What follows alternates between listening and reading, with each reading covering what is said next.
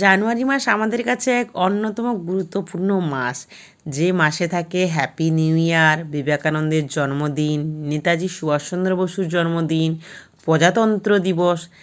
তাই 2026-এ এই জানুয়ারি মাসটা যেন আরও ভরপুর হয়ে উঠেছে অনেকগুলো ইভেন্ট যুক্ত হয়ে। যে ইভেন্ট যেটা স্কুল এবং সমস্ত শিক্ষাবৃন্দদেরকে কেন্দ্র করে, যেখানে আছে অ্যানুয়াল স্পোর্টস, সবথেকে বড় যেটা স্কুলের একটা স্পেশাল পুজো, সেটা হচ্ছে সরস্বতী পুজো। এই বছরই জানুয়ারি মাসে পড়েছে, যেটা পড়ে ফেব্রুয়ারি মাসে। তাই কারণবশত এই মাসটা আমাদের কাছে যেন আরও ভরপুর হয়ে উঠেছে। তো যাই হোক, তোমাদের সঙ্গে কথা বলতে বলতে আমরা খেলায় চলে এসেছি। যেহেতু এই মাঠটি আমাদের স্কুলের নয়, তাই এই মাঠটাতে আসার জন্য অনেক স্কুল থেকে অনেক খেলার যে সাজ সরঞ্জাম, এগুলো নিয়ে আসতে অনেকটা সময় লেগেছে।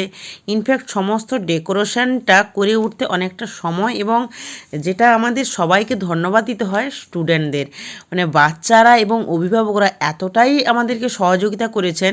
আর ওনারা ধৈর্য সহকারে, সবথেকে বড় কথা বাচ্চারা যারা আমাদের কচিকাচারা, ওরা ধৈর্য, চেষ্টা এবং ওরা যে অদম্য ইচ্ছা শক্তি নিয়ে এই খেলায় অংশগ্রহণ করেছে, আমাদেরকে সহযোগিতা করেছে, এটাই হয়তো আমাদের কাছে অনেক বড় পাওয়া। ওদেরকে হয়তো ধন্যবাদ দিলে অনেকটা ছোট হয়ে যাবে।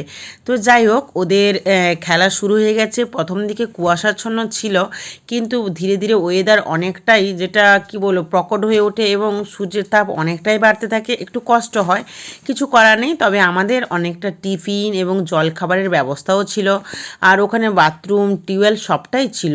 তাতে বাচ্চাদের কোনো অসুবিধা হয়নি। আর অসুবিধা হলেও ওরা নিজেরা এতটা, ওদের চেষ্টা, ইচ্ছাশক্তি এবং ওদের জেদের বশে ঠিক সামনের দিকে এগিয়ে গিয়েছে। আর আমাদের প্রত্যেক ক্লাসে 3টে করে ইভেন্ট ছিল বালক বালিকাদের, তাই অনেকটা সময় সাপেক্ষ খেলা যেহেতু, তাই আমাদের টিফিনটাও বাচ্চাদের 2টো ভাগে ভাগ করে দেওয়া হয়েছিল। প্রথম পর্বে আমাদের টিফিনে ছিল ছোলা, আলু এবং মুড়ি, তারপরে ছিল ডিম, কলা, কেক, এগুলো।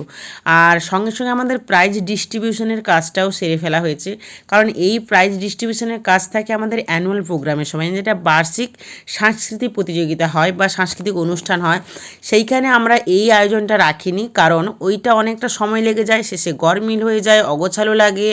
আর সবথেকে বড় কথা, ওরা যে কষ্ট করে এবং ধৈর্য শক্তি, ইচ্ছা শক্তি, জেদ নিয়ে, ওরা মনোবল নিয়ে খেলেছে, ওয়েদারকে উপেক্ষা করে, নিজেদের শারীরিক সমস্ত কিছুকে উপেক্ষা করে, ওদের এই আজকের পুরস্কারটা পাওয়া ওদের কতটা আনন্দিত হয়েছে ওটা হয়তো আমি আপনাদের বলে বোঝাতে পারবো না। যাদের বাড়িতে বাচ্চা আছে বা যারা আমার ভিডিওটা দেখছেন, তারা ভালো করে বুঝতে পারবেন যে ওরা কতটা খুশি, কতটা আনন্দিত।